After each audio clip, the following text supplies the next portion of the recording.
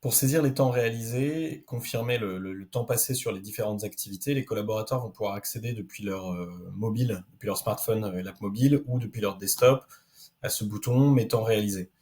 Selon leurs paramètres, ils vont pouvoir saisir des heures avec plus ou moins de granularité. Ça peut descendre à la demi-heure, au quart d'heure. Donc ça peut être un nombre d'heures dans la journée. Ça peut être une approche plutôt en pourcentage de jours, avec un jour égale 1, et descendre derrière en trois quarts de journée, quart de journée, etc. Ou même avoir une approche en bloc de demi-journée. Si on prend l'exemple par exemple de Marc, le jeudi 31 matin sur cette activité-là, et l'après-midi sur une formation interne par exemple.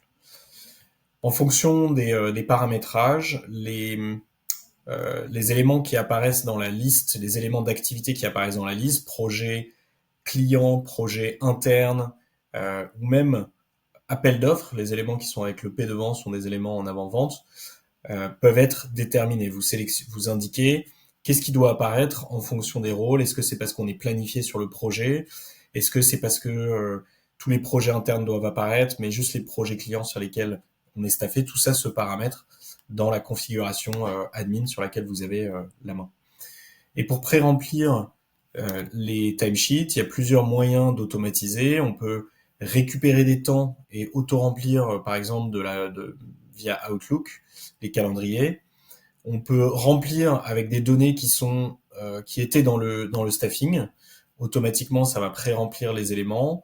On peut aussi regarder ce qui était prévu dans le staffing sur ces dates-là pour s'aider.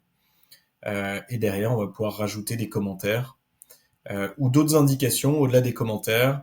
On peut paramétrer des données supplémentaires, indiquer si on est en télétravail, si on était sur le site, chez le client, etc.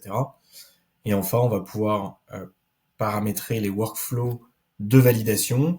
Ça peut aller vers un manager direct en fonction du collaborateur qui saisit. Ça peut être en plusieurs étapes. D'abord vers, par exemple, le responsable du projet ou de la tâche, puis un manager direct.